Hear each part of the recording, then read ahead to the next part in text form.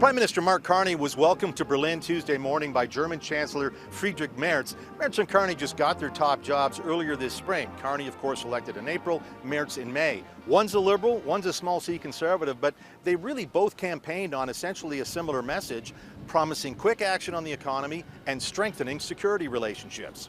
Countries like Germany, Canada, in partnership with the European Union, can provide stability and prosperity for our citizens.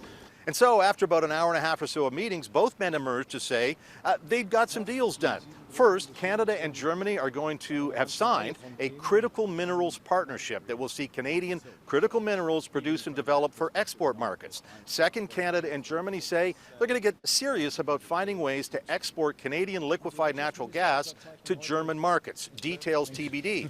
But the big commercial and defense news of the day was all about submarines. The Royal Canadian Navy is in the market right now for 12 new subs. And Canada announced today that it has narrowed down the potential bidders or suppliers for those subs to two companies. One in South Korea, a Hanwha ocean company, and the other a German-Norwegian consortium headed up by ThyssenKrupp Marine Systems. Canada is not buying nuclear submarines, but both the German-Norwegian consortium and the Koreans, they can build the type of submarine that can still stay submerged underwater for 21 days. You got to have that if you're going to operate under Arctic ice, using a combination of diesel and battery power. Canada's also asking both these manufacturers, you got to make sure you build these subs so that they can fire ballistic missiles. Now, Canada right now has just 4 submarines, all of them bought from the British, used back in 1998. And those subs are going to have to be decommissioned in 2035, and that's a relatively narrow window in defense procurement terms. So Canada needs to pull the trigger quickly to choose between the Germans or the South Koreans for these subs.